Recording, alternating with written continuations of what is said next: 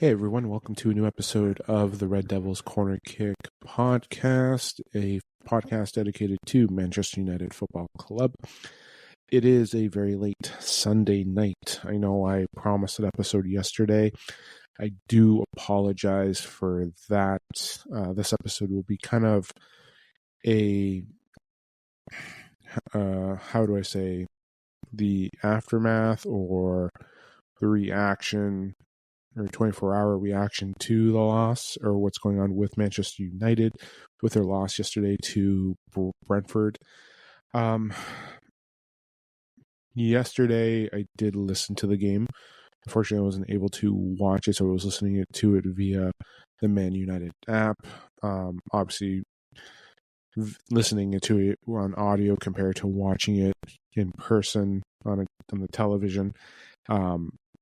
Sometimes it's good, sometimes it's not the best because you're not seeing everything that the announcers are covering, so you can't really see. But I did recap, or did watch a little bit of it, the game and everything yesterday, and from what I saw was sloppy play, to say the least.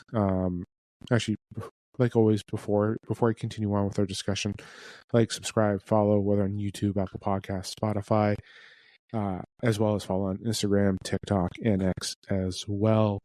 Don't forget comments, feedbacks as well. And thank you to all those who have recently started following and subscribing to the YouTube channel and the podcast as well.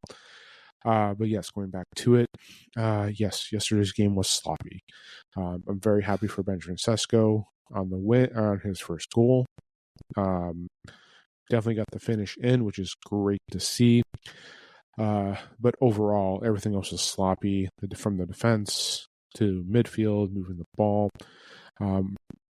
We can talk about the ref as much as we want. We can talk about what happened. We're talking about, you're seeing everything that's happening now with the comments with the ref too. So that's one thing that's happening. So it's, we can talk about whether that should, we all know it should have been a red. You can kind of question whether or not that first goal with Brentford was offside. They did review it. We are aware of who was in the VAR room as well during that game. We've had issues with him before as well. So you can say there's a lot of things going on, but I'm still not going to blame that for our loss. We still did not play well. We played sloppy. Defense couldn't clear the ball. Passing couldn't be done. We couldn't get things going. Bruno missing the pass as well. And now we're seeing more of a blowback to Ruben Amorim as well. So again, with a loss, the tactics, the formation, Ruben needs to go. Let's talk about all of his losses since he's joined Manchester United. Let's forget that he's starting a new season with us. Let's keep reminding us that he joined us last year and now it's a full year, and he has been terrible in a full year. So, okay. Just an FYI, I'm still Ruben Amorim in. I've said it on multiple episodes that what he is doing is going to take time. He has to build, and he has to build with Ineos. By the way, Sir Jim has come out and backed him. So we have that support. Yes, we're hearing talks from Talk Sport, Ben Jacobs, a bunch of other people saying he will potentially be gone after November because the compensation will be there. Sir Jim has come out and said we will support him because he needs a full season with the team that he needs. So even, I believe, Sir Jim knows that he has to build. I don't want these episodes to continue being rants. That's the problem. But going back to the game, from what I was watching, from the highlights that I watched, and I did rewatch certain games. I rewatched how Brentford scored the goals, the struggles, not being able to move. Like we could have the best stats in the world, and we can have the best stats in the world, and we will still fail. So I'm just pulling up everything here. The stats from yesterday. 57% yeah, so again, stats wise, if you look at it here, yes, shots, okay, but Brentford had the shots on target. 3 of them went in. Possessions, us, passes, yes, accuracy, yes, but we never took our chances. Should Brentford have been down to 10 men? Yes, but at the same time, to sit here and talk about reffing in the Prem would probably go unnoticed or unheard, or like it would fall on deaf ears, because it's not just us who have issues with the refs, it's everyone in the league who's had issues with the refs. So that's what it's basically a discussion about. But the question is, are we going to continue to complain and make that an excuse? There is no excuse. We lost. We can talk about the long wait between trying to check the penalties, allow the substitutions. Yes, there is sloppiness there. But Bruno's also a professional enough that he knows that he can score a penalty. He failed.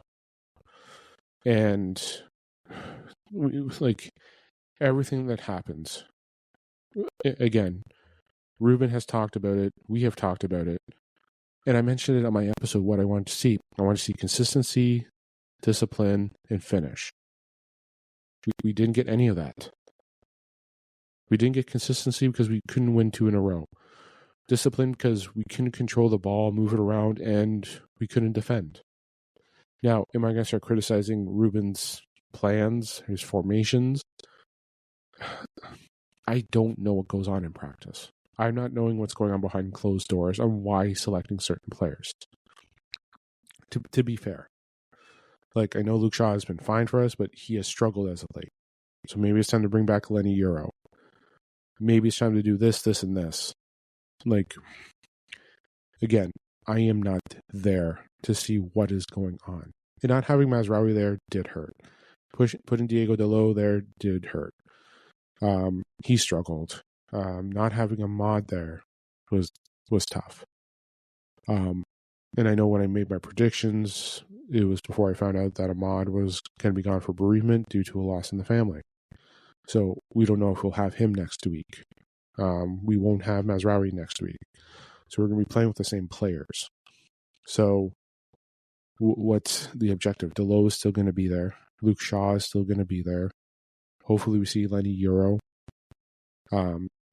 Hopefully we see potential Lamens. So again, we don't see everything. As much as we, like, us as a fan base, and I don't want, like I just mentioned, I don't want to make this episode about a rant, but it seems that a lot of times I've had to make rants. And I know we're well over 24 hours from the loss. This is basically the aftermath or the blowback, or however you want to describe it. But here we are.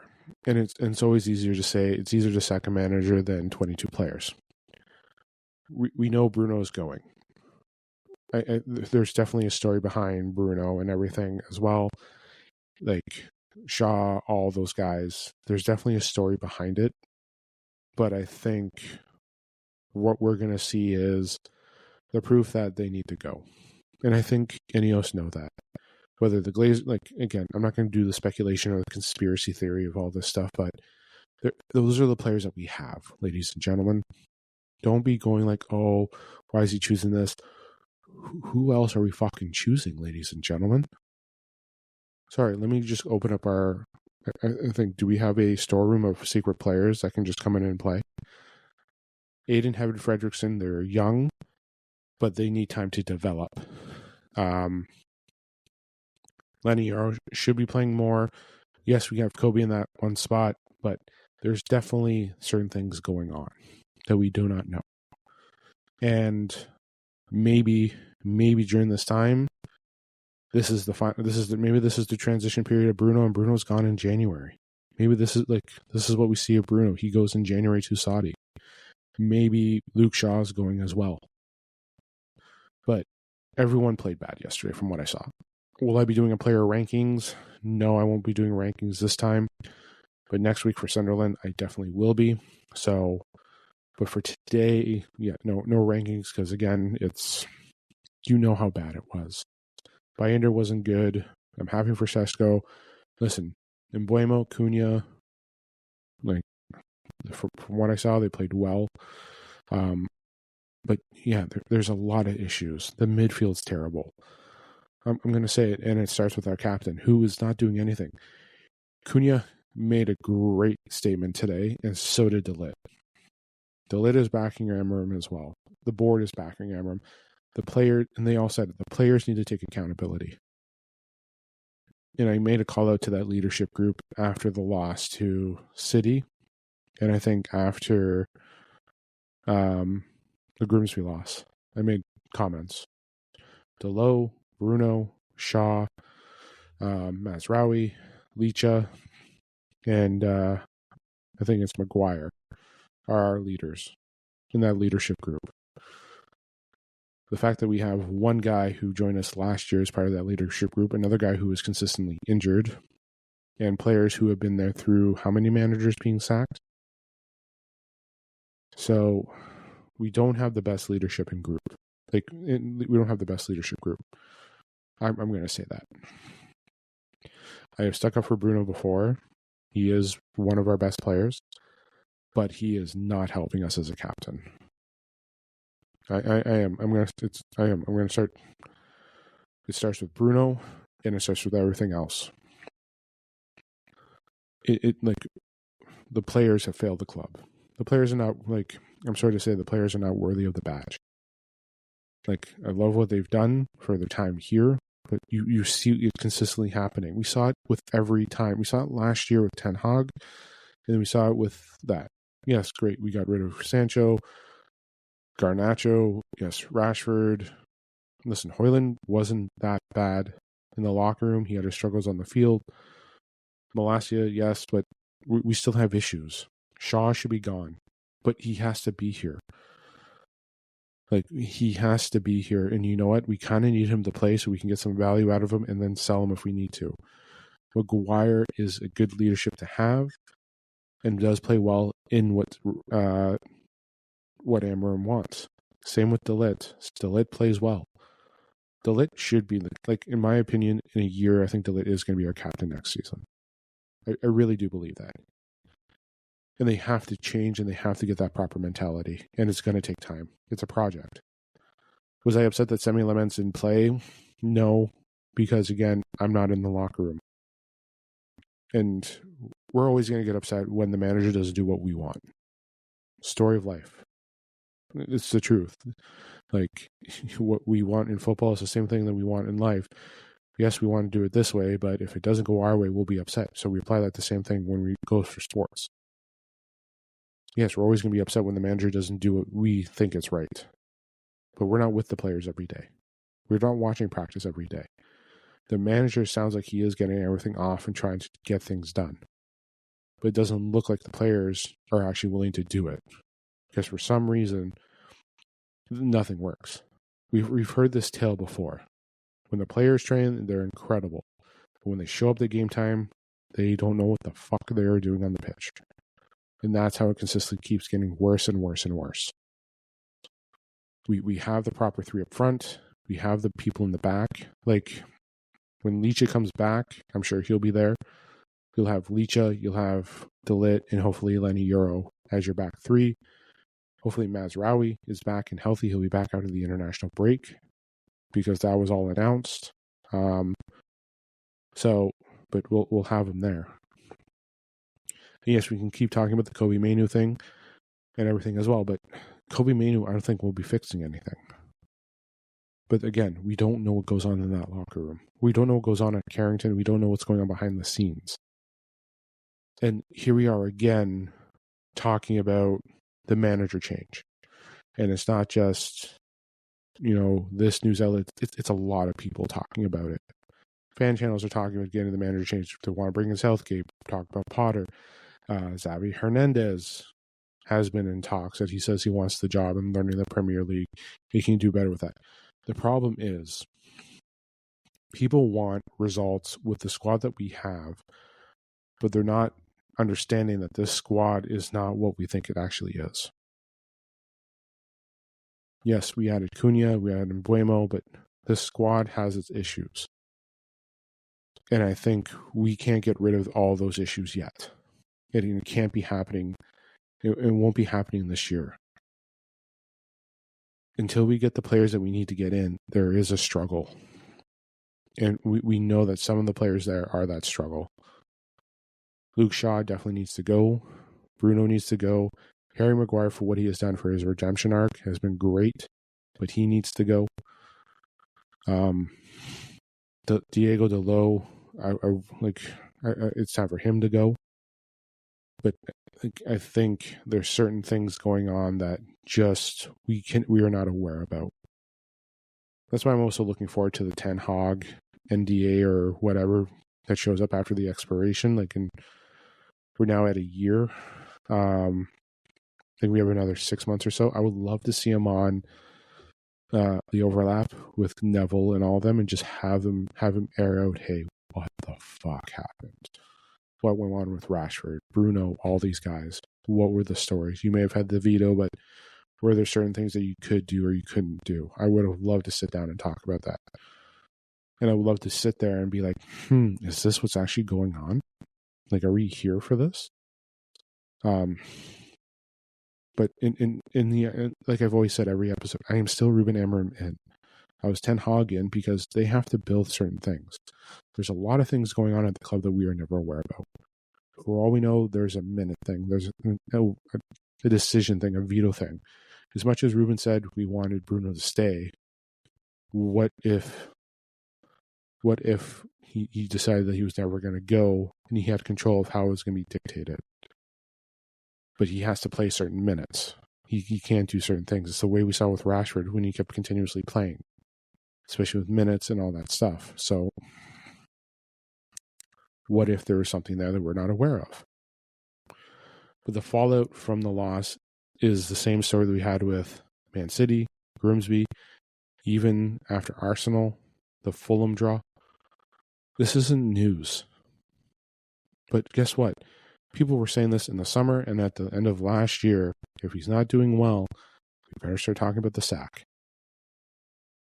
I don't think people want to accept pain, and I think what people want is results.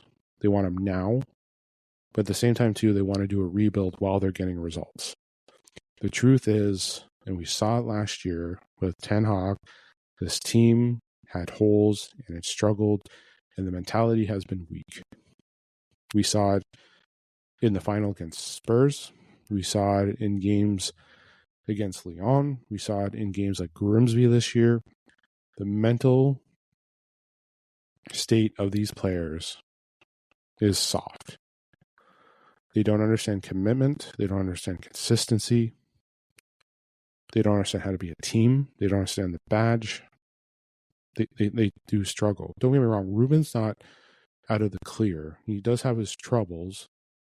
But at the same time, too, who are we selecting on subs? Who are we going to be changing this and starting that? Who is going to be there? Do you think that's going to make a difference?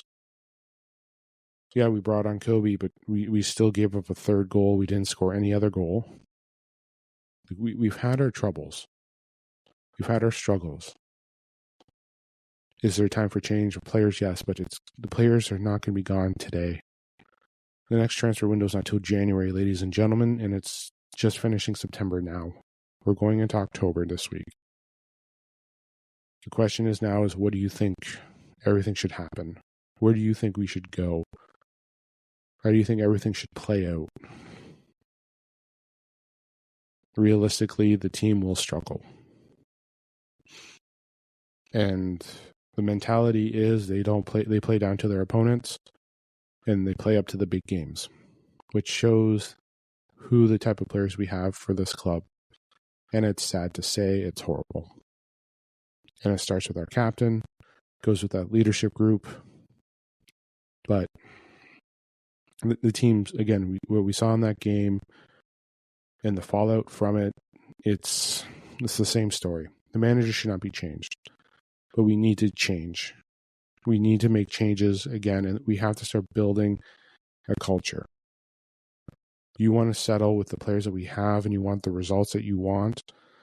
Guess what? It's not. It's not the formation. It's not that. And a lot of people are turning on the manager, and that's their only reason.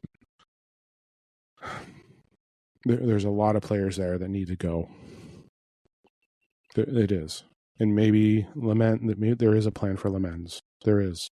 There's a plan for everything, but you want the plan now, but the plan does take time to work. So, yeah. Amorim, in my opinion, still, these losses have been on the players. A coach can give you as many tactics as you can and give you a game plan, and they're like, well, you need to change it. But if you're implementing those words and the players aren't willing to do it, there's a lot of issues going on more than just the manager, ladies and gentlemen. And now more leaks are coming out about how the way Ruben is and practices, standoffish. Yeah. But for me, in my opinion, Ruben should stay. Ruben needs to stay. We can't be going through this thing again. That's what the horrible thing is. We can't keep going through this again. And yeah, we can't keep going through this. And that's the problem. There's nothing there to change. Well, we can't change anything now. Who do you want us to put on? Realistically, like what? You want us to go out and get all new players? Sure, we'll go change the whole entire squad this week. We'll revamp it and get it done. But who are we getting? There's no academy players that are ready. You can give on Diego Leon, but he is in a work in development. He's had his struggles in under 21s. Cheeto Obi is still young and needs to develop. Dorgu's only in his 20s. We didn't have Ahmad. We didn't have Mazraoui. Delo just came back after being gone for basically a month. So, yeah, like, we had, like, again, there's some issues there. And when you watch the game, like, back-to-back weeks, the defense have failed. It's the truth. They've struggled. The defense has failed. Would I like to see Euro next week? Yes. Should Shaw be benched? Yes. Harry Maguire should be coming off the bench. So there. Should Aiden Heaven possibly be getting in a start against Sunderland? Yes. Should Bruno be benched? Yes. Will he be? No. Should Kobe be starting? Yes. Ugarte coming off the bench, depending on who's there. Should we be doing the same thing that we started off with Mount, Cunha, and Mbuemo? No. Leave Sesko in. Should we be bringing Mount in as well? No. Everyone's talking about players playing out of position. When he was at Sporting, his players were playing different positions and out of positions was still performing well. It is the players. The players have to adapt. By the way, here we go. Everyone's talking about the players being out of position. They have been Ruth Ruben for a year now, ladies and gentlemen. They're in their positions now. They're the ones that are playing like shit. So, yeah. I didn't want this episode to be just a 25-minute of me going on a rant, but we had our struggles. And again, the fallout from yesterday was there was no consistency, there was no discipline, there's no proper finishing, there's no proper there's no proper ball play. IQs were horrible, movements were terrible. I saw some move. I saw Diego Delo going on a run. He could have carried it up even more. I feel like he could have made a move and forced the defenders. There's an opportunity to try and force it into Sesko. He was trying to creep behind. You can do that, but there are times there where the players just had opportunities to move it, try to get it going, but it's not there. So, like, listen, Amorim has the backing of Sir Jim, who runs football operations, so he will be there. So, full season, but we need to see the proper build. But, and I know, because I'm just looking here, this is by the Yard Barker, the article here talking about Xavi Hernandez. So despite the struggles, reports of his isolation within the club, Amorim retains the backing of owner Sir Jim Ratcliffe, who insists that on a full season evaluation. However, former Barcelona boss Xavi Hernandez has expressed keen interest in stepping in immediately and seeing that this promising rebuild opportunity. And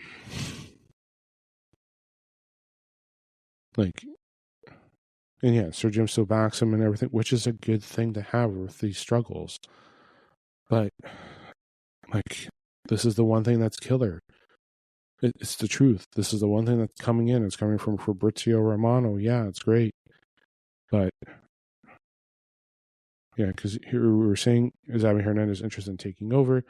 Situation at Manchester United, attracting strong attention of one of football's most respected managers. Known for his success at Barcelona, Xavi has conveyed an interest in joining United immediately rather than waiting for a potential future opening. Transfer expert Fabrizio Romano revealed that Xavi sees the role as an exciting project and a chance to rebuild a struggling squad into a title contender once again. Why the fuck are we going to go through another rebuild in a year? We just hired a new manager who just started the project. This is what's killing me, and this is what kills me about Talk Sport, Sky, BBC, like all these fan channels. Guys, we just started a year into this project, and you want a manager change to start all over again. Holy fuck, ladies and gentlemen, here we go again. Why do you want to go down this road? Why are you fan channels pushing this road? Why are we going through this again? We need to, it takes time. You all know how long it took time. And it's not just the fan channels, it's the fan accounts I see on Instagram, Twitter, everything. It's just out to lunch. It is. It's out to lunch with everything going on. Why should we refresh? I'm sorry to say these players are not fit for Ruben Amorim, and Ruben Amorim needs time to remove these players. Next year, we're probably going to see a whole new midfield because Bruno, Casemiro, potentially I hope Diego Dalot goes next summer. I do hope a lot of players go, but they need to leave. We need to build. I would like that leadership that what we call leadership to be there gone. We need players with mentality that need to be here and that fit the league. And there's leadership there people that should be there. Delit should be part of that leadership group. I am proud of Mazraoui to be there as well. Listen, I know we have some young players there like Dorgu, Yoro, Sesko will be there. It's young, but having the mentality, next year for this group, it should be Maz, Delit, Mbuemo, Cunha, Lenny Yoro should be there. Those should be the key moments. But Semi Lemans, he needs time to develop. It's going to take him time. The additions that we have here are going to take time. I know we're 5-6 games now in. Yeah. Because Arsenal, Fulham, Burnley, City, Chelsea, Brentford. Yeah, so 6 games in. And we've won 2, tied 1, lost 3.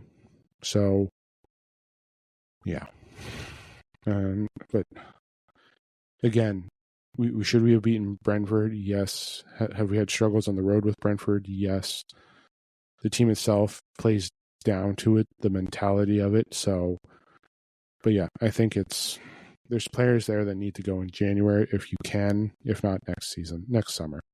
But I think some of them will be leaving. So we'll see how it progresses. It's just going to take time. And you spend money, but not everything was filled. Not everything was backed. We had our struggles. So we need to give it moments here to get ourselves back into United. Like, we're over $1 billion in debt. Remember that. So, yeah, I'm going to leave it there for the episode. What I planned for the episode with just discussing the fallout from Brentford. It's the manager should not be changed. You're hearing from the reports, especially with Cunha and De Ligt, calling up the players. It's sad that I have not seen an article of Bruno, Delot, Shaw, Maguire, as who are leadership groups, not talking about the failures. That's the worst part. Why are we having members who are not a member of our leadership, and why is our captain not saying there, being like, what the hell is going on? So, yeah, I'll leave it there. I'm going to aim to be back. I'm going to aim to be back to do an episode tomorrow, Monday. So keep an eye out for that episode as well. One can give congratulations to the women's club, the women's squad winning against Liverpool this morning. 2-0 was the score, which I'm very thrilled about that. They're off to a good start to the season. Their first Champions League game is coming up in 2 weeks, I believe. I believe it's Lyon that we're playing in the first Champions League game, so I will be looking forward to that. I will definitely try and catch that too, catch that watch. Unfortunately, I wasn't able to watch the game this morning, but I am very happy for them to win and happy the way their season's going too. So, the ladies are bringing a positive bringing positivity to the club, to say the least. They are definitely the shining star at this moment. The men, on the other hand, here should take notes on what mentality should look like from our women's squad. So, but yes, I'll be back tomorrow with a new episode as well. So keep an eye on that. Enjoy the rest of your night. Enjoy the start of your week. I will talk to you guys tomorrow. This is the Red Devils Corner Kick podcast. Oh, sorry. Before we go, as always, like, subscribe, follow on Apple, Spotify, YouTube. Feedbacks. If you want to do collaborations, let me know. Again, thank you to all new subscribers who have just signed up. And as well as Instagram, TikTok, and X as well to follow too. Yes, this is the Red Devils Corner Kick podcast. Glory, glory, Man United.